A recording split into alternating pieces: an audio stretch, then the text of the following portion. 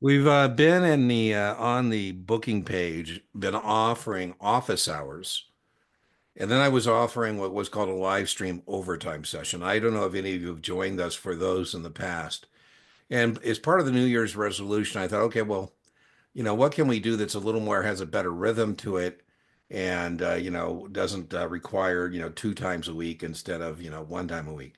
And so we have rebranded the office hour and what was used to be called live stream overtime session into what now I'm calling the weekly Q&A jam session. That was from somebody's suggestion. That sounded pretty decent.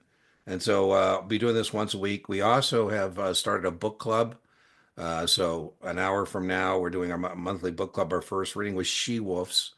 I'm trying to pick books that are appropriate to the securities industry, as well as maybe have some testable content for us. And she was about legendary trailblazers, ladies in the securities industry when there wasn't many ladies, like the famous that I know of is Muriel Siebert.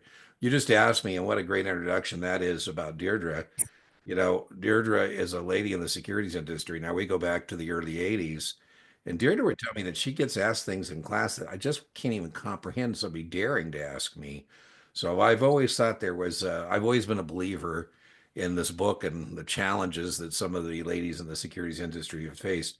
Now we're much more diversified than we were, in those days. So, and Deirdre is certainly one of those she wolves trendsetters and getting ladies into the business and doing well in our business.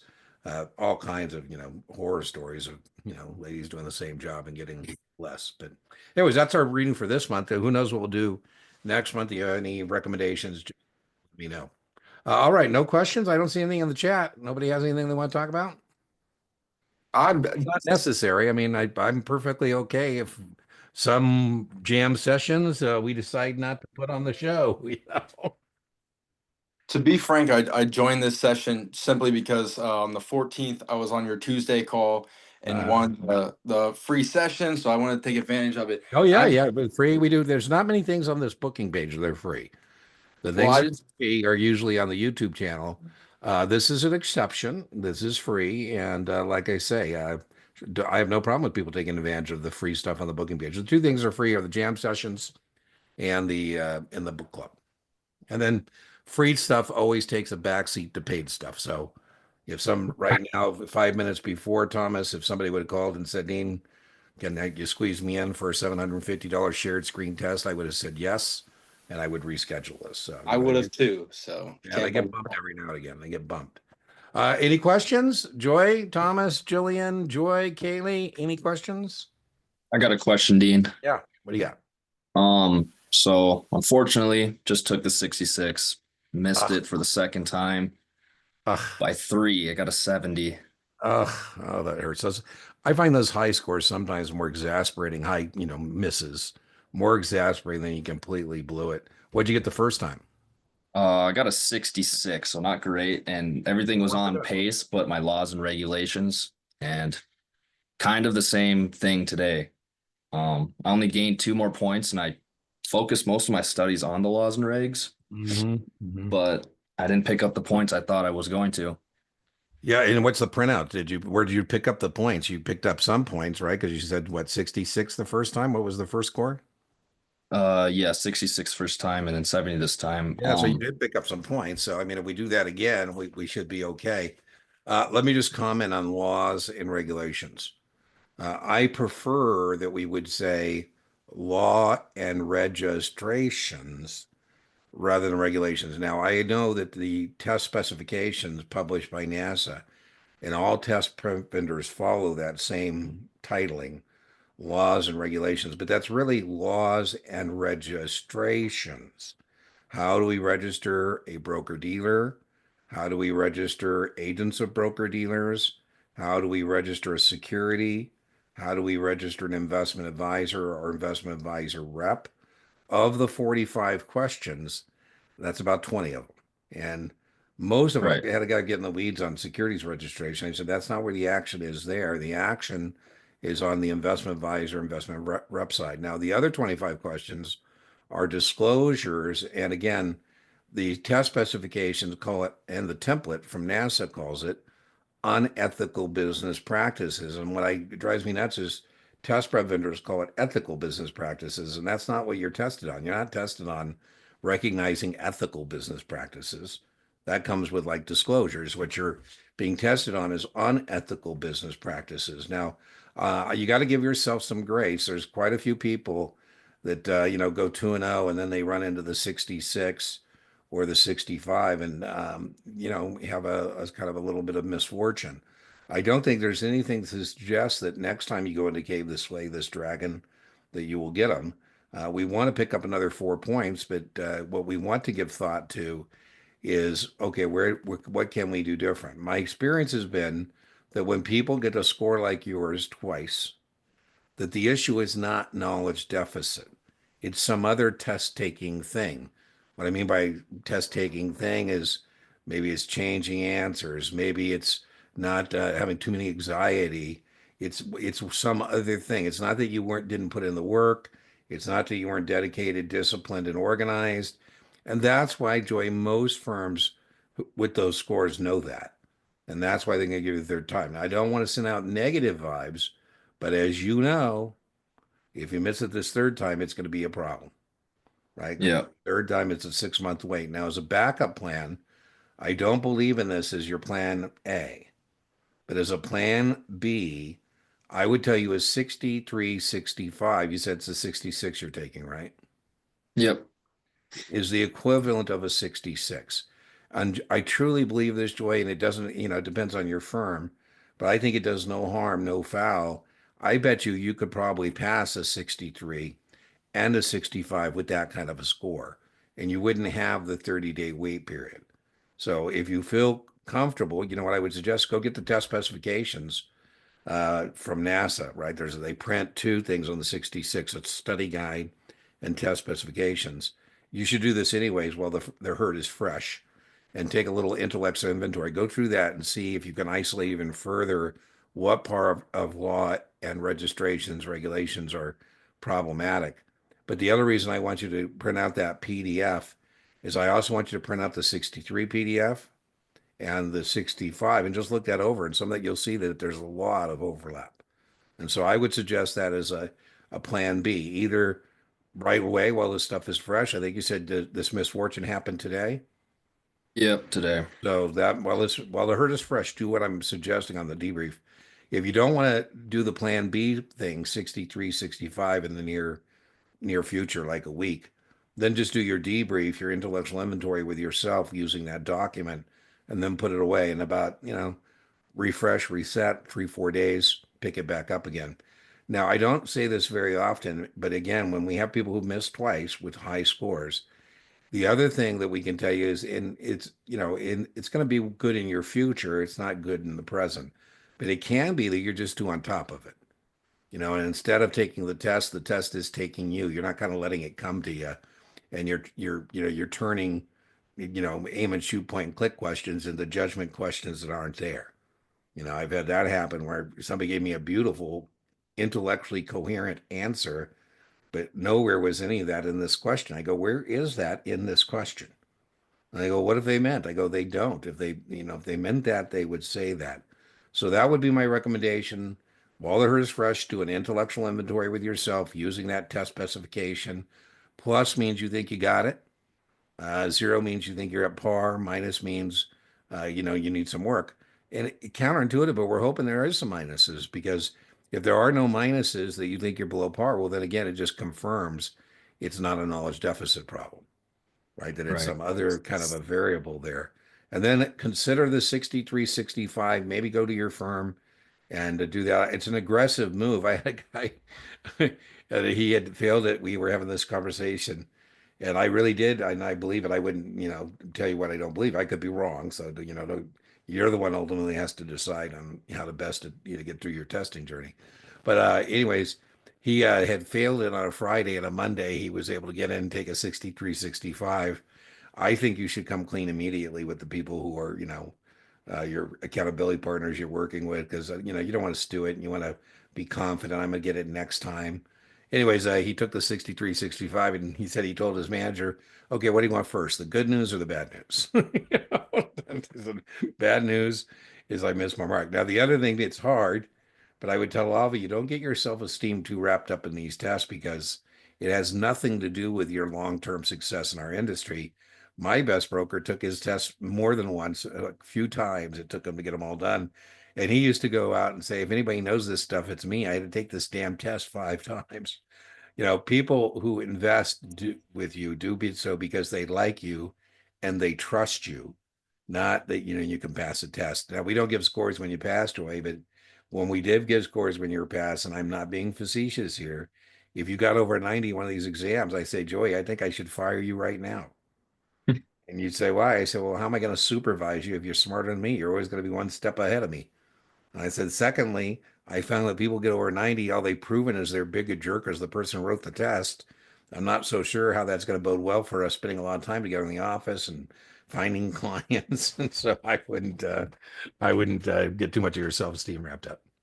All right, let's see what else we got here. What does your cram sheet look like? Well, Thomas, I think a cram sheet on a NASA exam, I think is very problematic. I mean, on a seven, I like a data dump sheet. I call it a data dump. Matrix, teeter totters. Blobs, slobs over bliss. NASA exams are a little tougher to come up with a data dump sheet. Now, did anybody join me last night for our live stream? I did. And did you take Brian up on his offer of his what he calls his cheat sheet? Yeah, I had it bought before.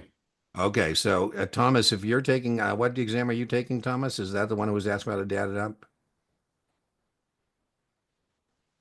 Yeah, sorry, I had to find the mute button. No Looking worries. looking for the 66. Okay, so we Brian, you got your pen handy? I'm going to extend an offer Brian made, and maybe he'll Yep. be upset with me. I doubt it. But Brian is the managing member of Test Geek Exam Prep LLC, and Thomas, he made an offer last night to give people what he calls his cheat sheet. I don't like that he calls it a cheat sheet because I'm always afraid somebody's going to accidentally leave it an exam site or something. So I call it a data dump, but he Mhm. calls it a cheat sheet. He's got a really good cheat sheet on persons, broker dealers. And if you send him an email at Brian at Test Geek Exam Prep, I think it's LLC, I think. Uh, Say, hey, I'd like to accept your cheat sheet offer and see if he'll send that to you. I'm pretty sure he will. Very helpful, I think. What I do is I'm tutoring, and if I'm using that, I tell people, well, let's go to these boxes and see who you are, your firm is. That is one thing I would add on NASA exams. It's very important to know the cast of characters, if you will. So, when I go to see a play, I always like it when they give me a playbill. And the playbill, they tell me the cast of characters. And I love a playbill that tells me, it gives me a synopsis of the acts and the scenes. And if I get lost, I kind of go, okay, who's that guy again? Oh, yeah, Iago, he's a bad guy. I think taking an AS exam is kind of like that. And what I mean is, in the cast of characters, I like to read it once and say, okay, what cast member is this question about? Is this about a broker dealer? Is this about an agent of a broker dealer? Is it about a security? Is it about a investment advisory? If investment advisory, federal estate? In these NASA exams, boy, they are more so than other exams, giant reading exams. And boy, you got to read carefully. So that's one thing I like to do on NASA exams is just make sure I'm clear about what cast member I'm being asked about. I just was working with somebody today, and it's easy to do. Good news, she's got her owner brain housing group. It's all up there now, but she's not delineating it. And she was asking about a federally covered broker dealer. And I said, well, you got a little bit of a mind meld there. There's no such thing as that. Broker dealers are much easier. No retail client, no office, no register. Period. Full stop. It's only that it gets messier is when you're being asked about an investment advisor because then state or federal and then investment advisor rep. So that'd be one thing. Taking this out on Friday, struggling a bit with hedging on options. Do you have any main points I should remember? I do, Kaylee, and hold on just a second. I'll get a whiteboard. I'm here to boost my confidence taking the 7. Okay, well, Joy, this will be for you too then. I'm going to get a whiteboard here and we'll go over it. What would you prefer, Kaylee? Would you prefer I go over this with a slide presentation, or would you prefer I go over it with just a blank whiteboard? You have any preference? Hello, can you hear me? I can. I can. Whatever works, whatever's easiest for you. Okay. Maybe a slideshow? Okay, let's do that. Thank you. Okay, now Dean's gonna have, I'm not very technically literate, so now I'm gonna have to go figure out how to do that. Okay, just give me a sec here. Do. There we go.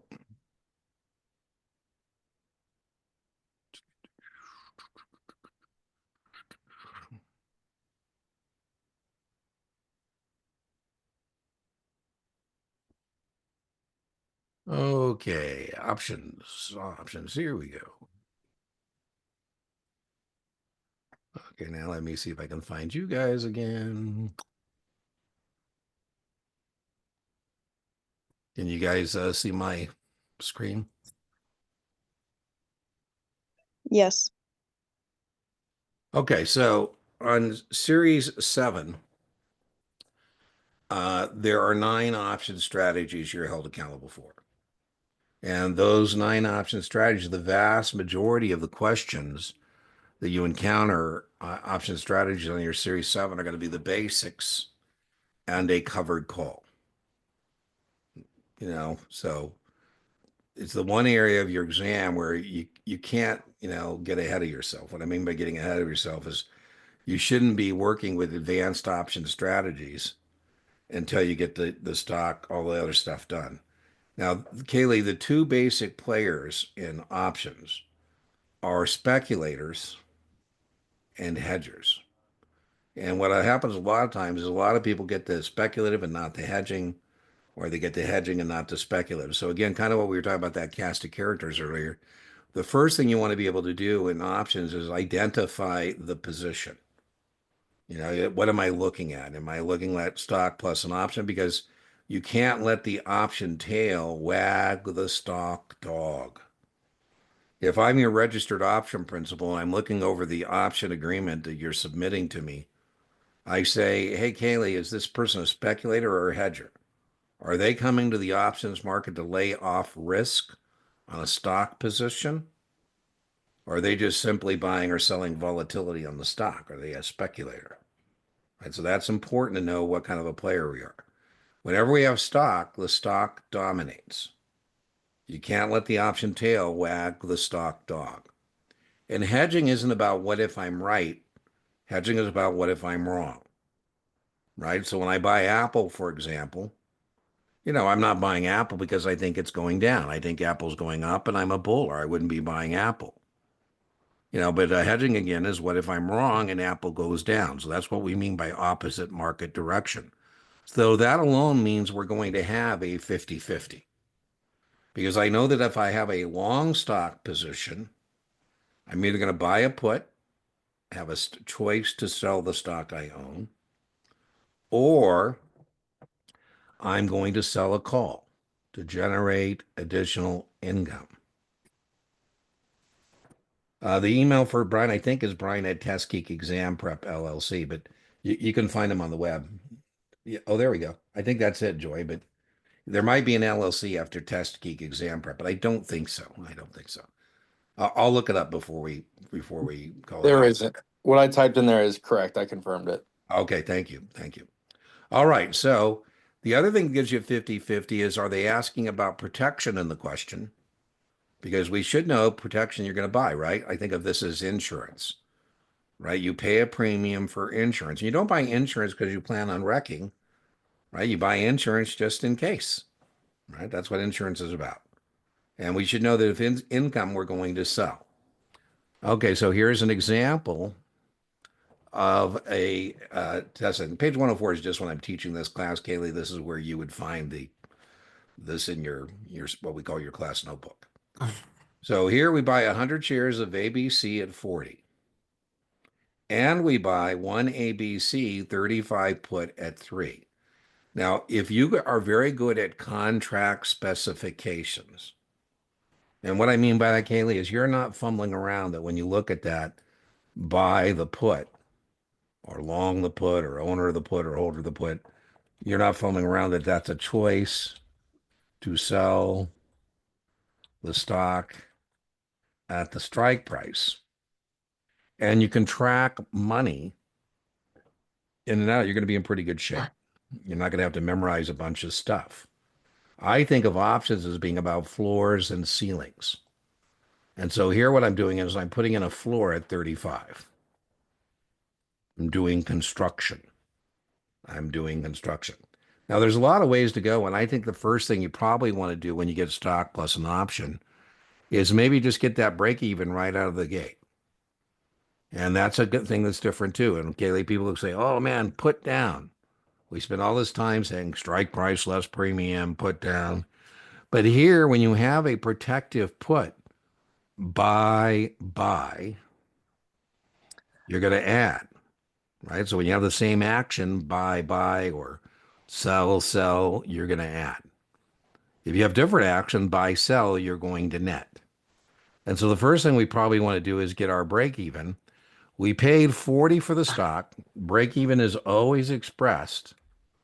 Break even is always expressed on a per share basis, right? So, I don't tell you you're up like a gazillion dollars. I say, I tell Larry Ellison you're up to 12 points on Oracle today. And he goes, well, what's that mean? I go, you figure it out. I probably wouldn't tell that to him, but you're right. 2 billion shares and you're up 12 points. What's he up? $50 billion today or some crazy thing? All right. So 40 for the stock, 3 points for the protection. Test question number 1, the break even is 43. Once I get my break even, by the way, if you get good at tracking money, you could say, boom. Break even is the same dollars out as in. So the advantage of doing the T, firing up the T and tracking the money, is it does make the thing a little more transparent about where the break even is. I could shop my answer set on the test and know it's got to be a number that if I plug it in there would make the columns balanced, because that's what break even is. Same dollars out as dollars in. But, the break even is also important because it's a good pivot. What I mean by a pivot is I get that break even, and then I can determine whether I'm bullish or bearish. So there's my break even, right? There's my strike price. And I can say, okay, well, if I'm bullish, let me put that in there. And now I know that anything above 43, I'm a winner. Right? And that's kind of helpful because now, if we want, we can kind of compare whatever they tell me on the test. It's here. That's going to be a gain, 45, for example. 42 is going to be a 1 point loss. So that break even is also helpful for us to kind of establish that. Now, I told you what I think of what Dean thinks is intestable, but I think of options as being about floors and ceilings. There is no ceiling here, right? Maximum gain. You don't have to sell if you don't want to. So, we're out $40 for the stock. We're out 3 points for the protection, right?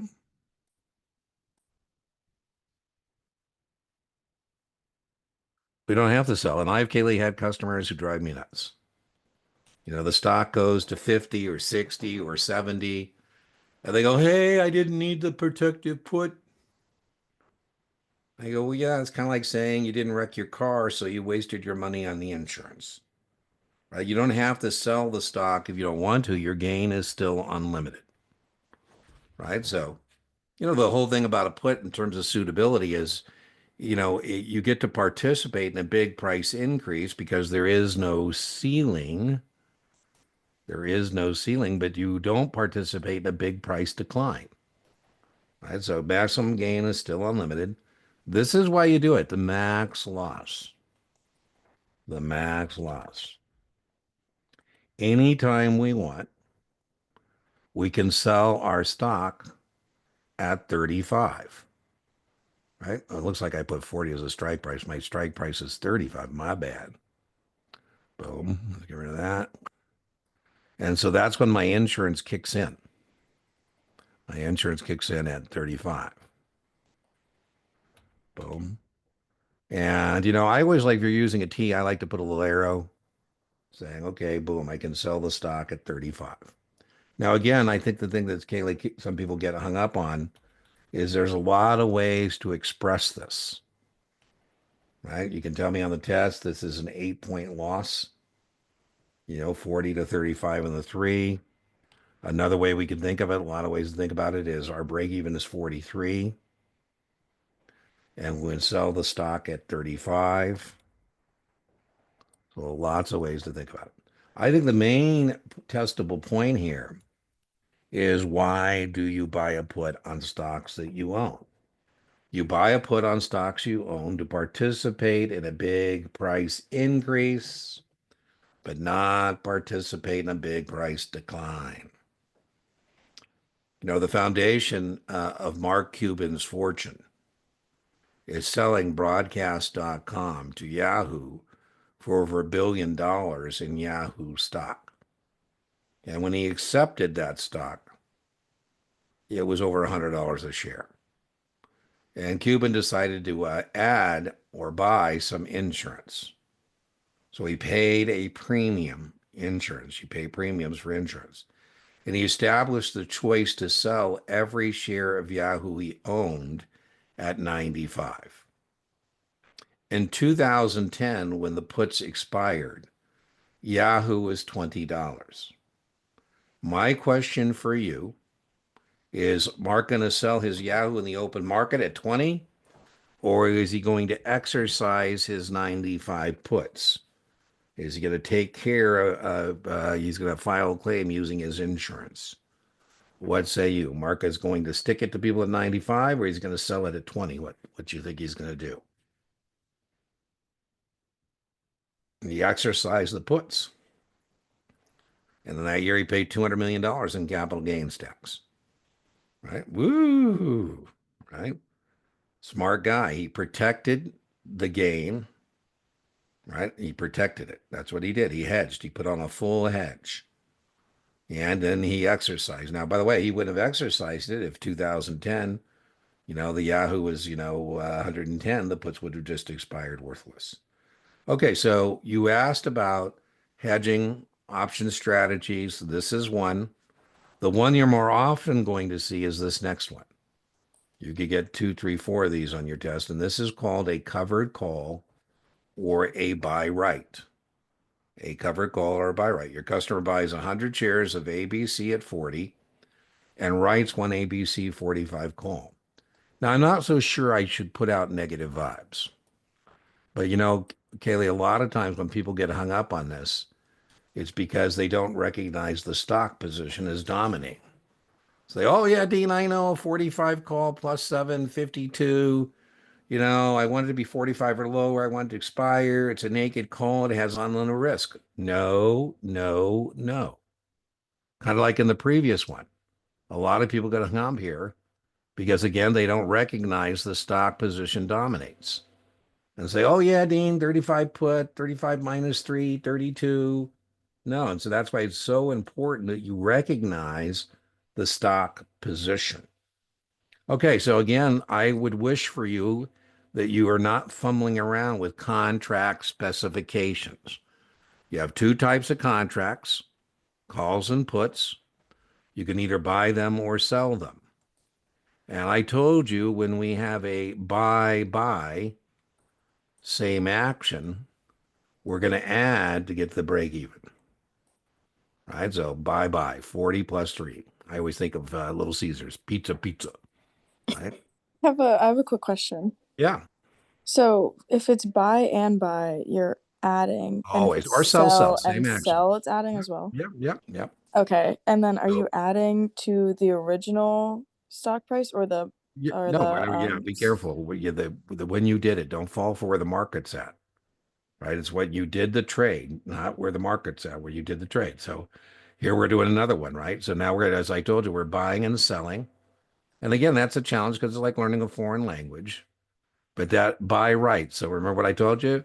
If we have different action, same action, buy, we added 40 plus 3 previously. Or sell, we'd still add.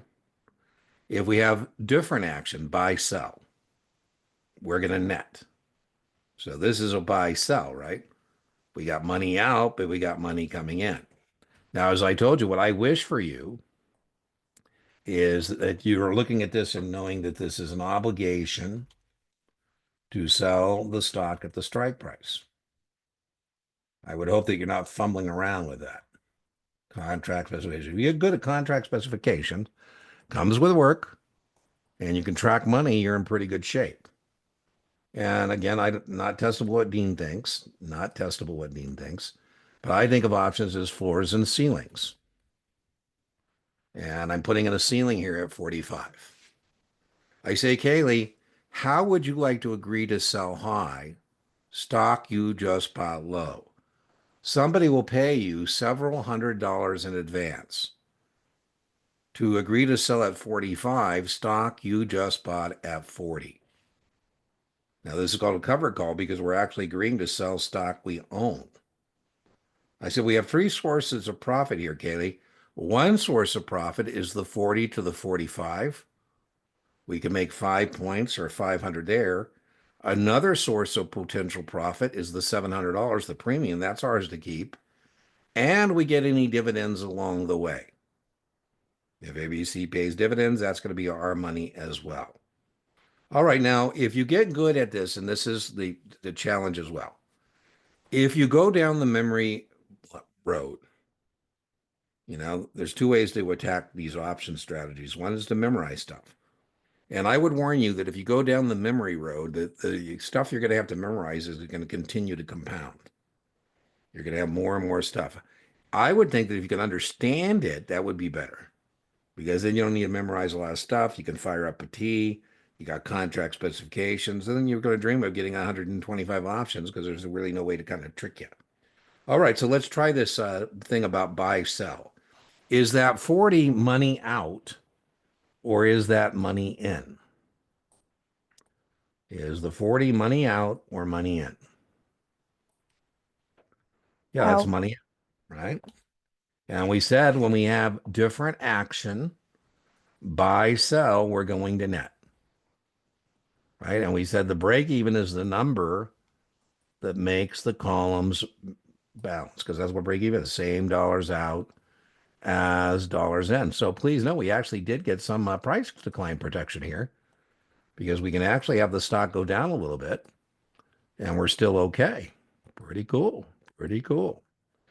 This is the one time and the one time only. It is not call up, right? So the puts, when you have the put in the stock, it's the one time it's not put down. And here it's not call up, because remember, the stock dominates. You got to stay focused on the stock, right? That's what's dominating this thing. The disadvantage of a covered call, is you don't participate past the strike price. You don't participate past the strike price. You have to give up that stock at 45. Now, again, there's a lot of ways to think about the break even, or this gain here. One thing you can do is simply, again, say, okay, I'm going to net this thing to get my break even of 33, right? How'd I get that? I just netted that.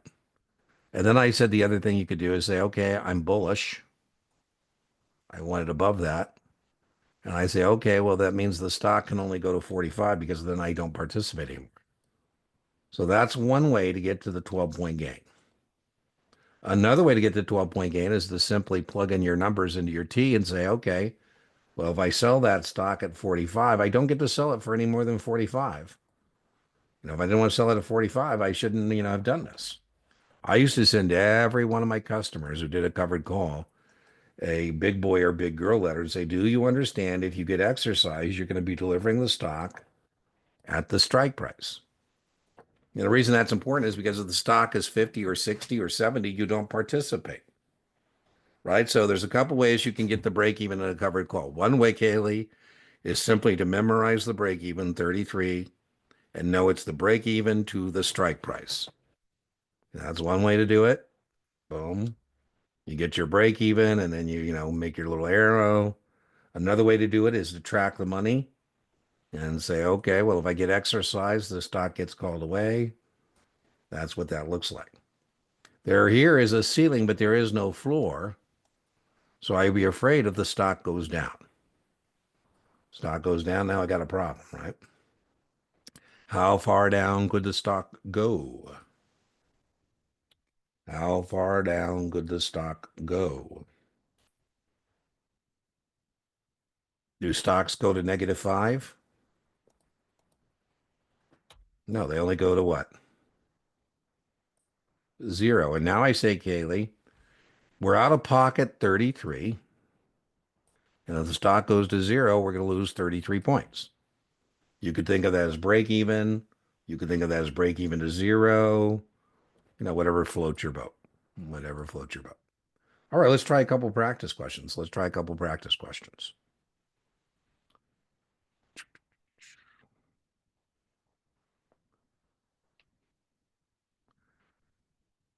What would give you the most protection? Key word, protection. Once we hear protection, we should know it's either A or C. Everybody agree that's A or C? Yeah. So I've got a 50-50. All right, you're always interested in the offset. So if you've already bought the stock, you want to be able to sell the stock. That's what we mean by offset, right? So if you're long the stock, I say, hey, Kaylee, why don't we establish the choice to sell that stock at the strike price? I know you're saying, Dean, get over it. I'm still upset with this guy. What is it, 40 years later? We got really lucky. We bought the stock at 90. The stock went to 180. And I called the doctor and I said, Doctor, why don't we put in a hedge? Why don't we establish the choice to sell the stock we bought at 90 for 175? The puts are really cheap right now because the stock is roaring. I could get a 175 put for a premium of 4, 90 plus 4. Your break even's 94, and you would have a guaranteed profit. Yes, well, I thought you're not allowed to use the word guarantee. I said, I'm not. So when I can, I love to use it. I'm not guaranteeing anything. It's the hedge that does that. He said, Dean, do you get a commission? I wasn't even thinking about my commission. I said, well, yeah. He goes, Dean, if it expires worthless, we wasted our money. I go, yeah, that's true too. And anyways, it was fun because he didn't do it. And there every day it went past 175. I got to call him and say, hey, if you had that long put, everything would still be bueno. Right? So we had C. Everybody agree at C? Let's look at our next one. Generate income. The minute you hear income, you should know it's got to be B or D, right? Because income means you're selling the option.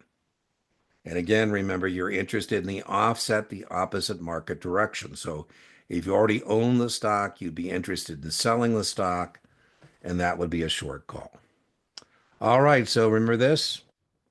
I'm not going to do the rest of these because I don't think it's important. The only question here is this doesn't have unlimited risk.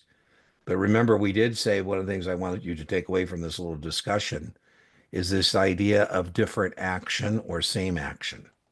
So is this different action or is this the same action? Let's see, we got to sell and we got to buy. So is that same action or different action? Is it buy?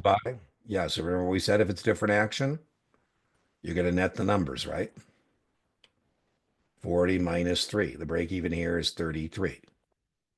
Right? So if it's the same action, so here we got 40 from selling the borrowed stock, we paid out 3, and there's our break even of 37. All right, let's try another one. Short, same action or different action? Same. So what do we do if it's the same action? Add. Yeah. Right. And that the reason I'm not going to do this with you, this is recognition. I don't think you have to do it, but this is not a smart bear. If you watch any of my videos, I always say be a smart bear. There's a smart bear. A smart bear puts in that ceiling at 45. This is a dumb bear because, to hedge the position, you don't want to have an obligation. You want to have a choice. And again, I told you this is recognition. So that when you see most protection, it's got to be either A or C because protection costs money, right? So it's going to be either a long call or a long put. Here you want to put in a ceiling. You want to establish the choice to buy back the borrowed stock at a set price, and that's a long call. All right, so I hope that was helpful for you. It's a little more Thank than you a so Q&A. much. Oh, you're welcome. That's a little more than a jam session there. Usually people bring up QIDs. We don't actually start lecturing, but hey. All right, let's see what else we got in there. I missed, Jillian, I missed the 65 by a margin amount. 65, I take some heat from this, but I think 65 is one of the toughest exams. And I think it's tough for the same reason as 66, but a lot of people taking the 65 don't have the background that you might have if you just took a 7. So I think it's really a bear of an exam. January's busy, got off course. Which of your classes would you recommend to get back on track? I don't actually teach an organized 65 class. I do teach an organized collaborative class with Kaplan for the 66. But Jillian, I'll keep you in mind. Sometimes Kaplan calls me and asks me to fill in if they got a person. So I don't actually have an organized class that I teach for the 65. I do have tutoring replays and I do have lots of content for the 65, but I just don't have an organized class for that.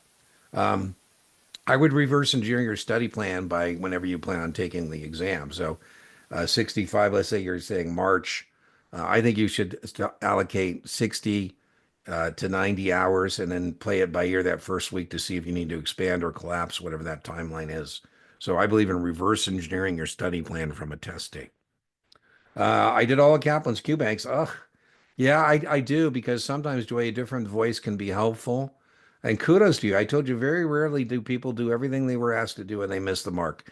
It happens on 66. So I would like a different voice. So whether that's STC, that would be my recommendation, or Notman. I would get a different, some different questions for you to look at. I told you there's Thomas, the 66 and 65. I don't have any memory aids. There's a couple like late lawyers, accountants, teachers, engineers, but it's more of a slog than the 7 or the SIE because we have all kinds of memory aid devices for you. Well, I'm glad you find them helpful. I'm glad you found the videos helpful. All right, anything before we log off from this Q&A jam session? I do have a quick QID, and it's just a clarity because it drove me All right, crazy. hold on. Let me go get the Kaplan Q bank. Is it a Kaplan question? Yes, it is. Yes, it is. Okay, let me go get the Kaplan Q bank. Do, do, do, do. I ran it by numerous advisors, senior advisors at our firm, and everybody selected the same answer I did. So I'm just curious. Well, sometimes Chuck Lowenstein is the guy at Kaplan. And he does have what I call gotcha questions every now and then. So you thought, so Yeah. let me just get the Kaplan Q bank here. God, where is the Kaplan Q bank? Come on, Dean. There it is. Okay, hold on. Just take a minute to bring it up. It's 66, Thomas. Yes, sir. Okay, and then I'll put it on the screen as soon as I bring it up.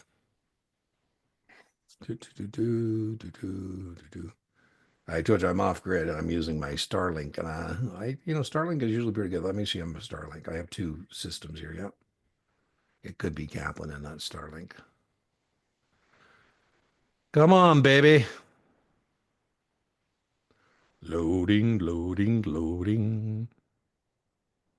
Sometimes Kaplan does have where their site. Oh, there we go. And, I think that's so frustrating. I'm studying. I'm trying to get on the Kaplan site and okay, loading, loading, loading. 66. We want to go to study tools. QBank. Okay, so what is that QID number? It is 1520860. Okay, now let me go find you guys and bring it up.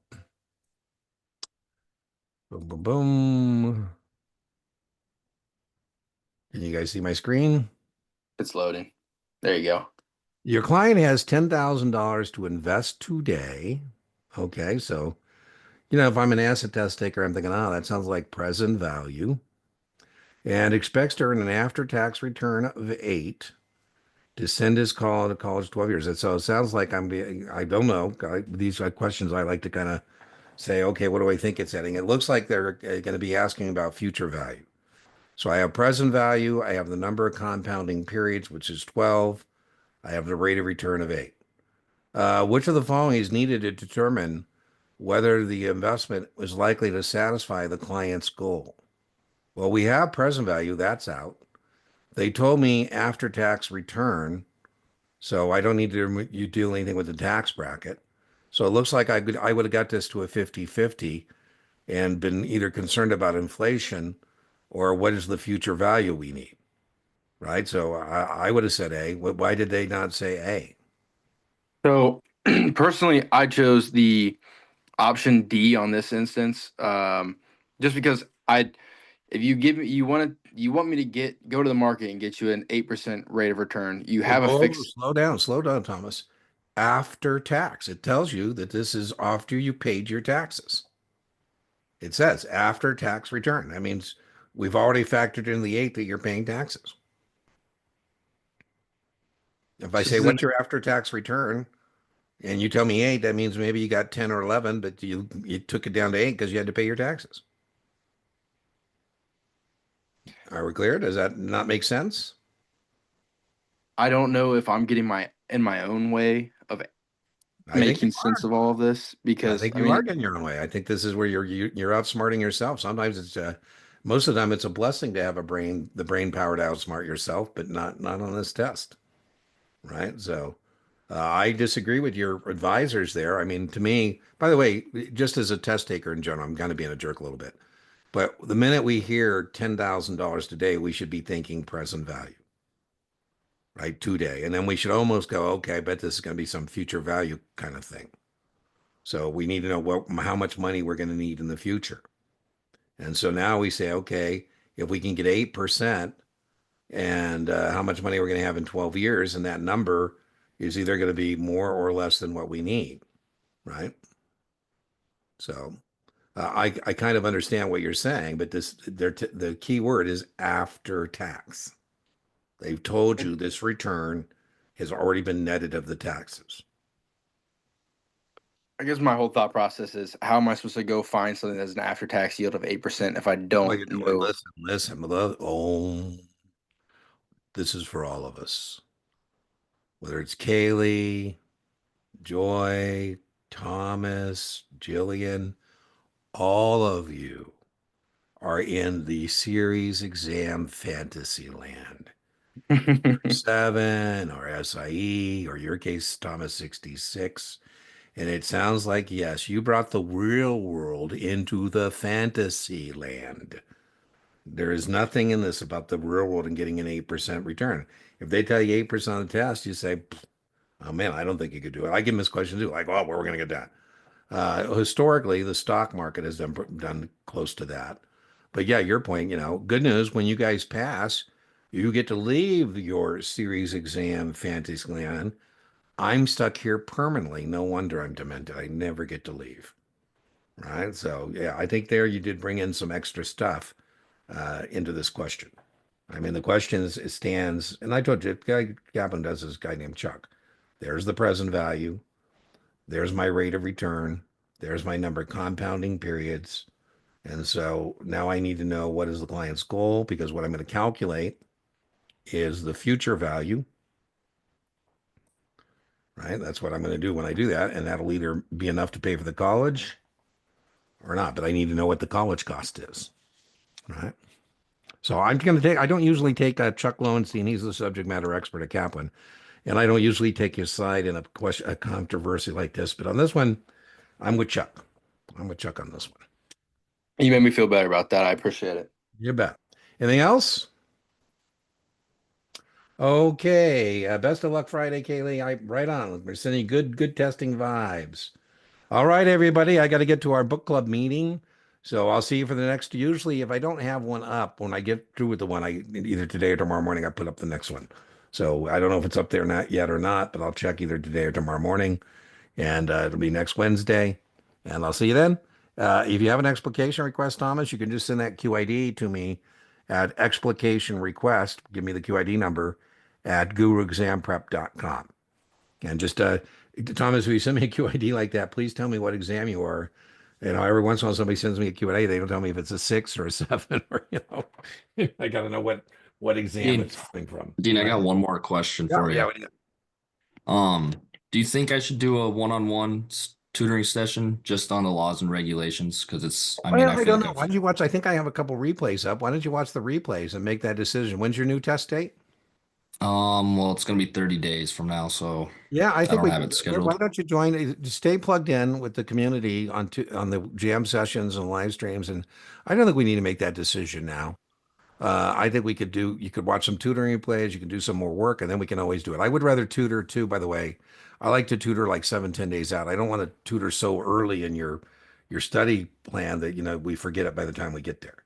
But Joey, do make a dean to-do list of anything, I'm on your team and make your dean to-do list, and whether you book tutoring or not, bring that list here, or, you can book tutoring, we could take care of it then. But, you got a lot of free resources between now and booking tutoring.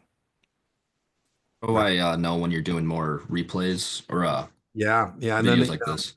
yeah. So, well, I do this once a week. So once a week, we did a little more than we usually do for Kaylee. I don't usually grab a whiteboard and start, doing that kind of depth. But hey, this depends on what's going on. Yeah. So just know that that's available to you. Joy, if you are plugged in, I get really booked, and so for people already that I know and I'm talking to, I'll find a spot for you if I'm booked. So. I have enough business almost on referral to not, I'm booked. Sometimes people want tutoring and there's no tutoring sessions available between now and their test time. 30 days out, though, I think we'll find a spot for you if we don't have one available. Yeah. All right. Thank Anything you. else? All right, everybody. See you next time. Bye bye. Remember, inch by inch, your exam's a cinch. Yard by yard, your exam is hard. See you next Wednesday. Bye Thanks, bye. Dean. You bet. Thank you. My pleasure. Jillian, I'm sorry you're not a member of the Kohler family. You're just going to make your own fortune on your own. But if you're poor and you deserve to be rich, the securities industry is a great place to be. A great place to be.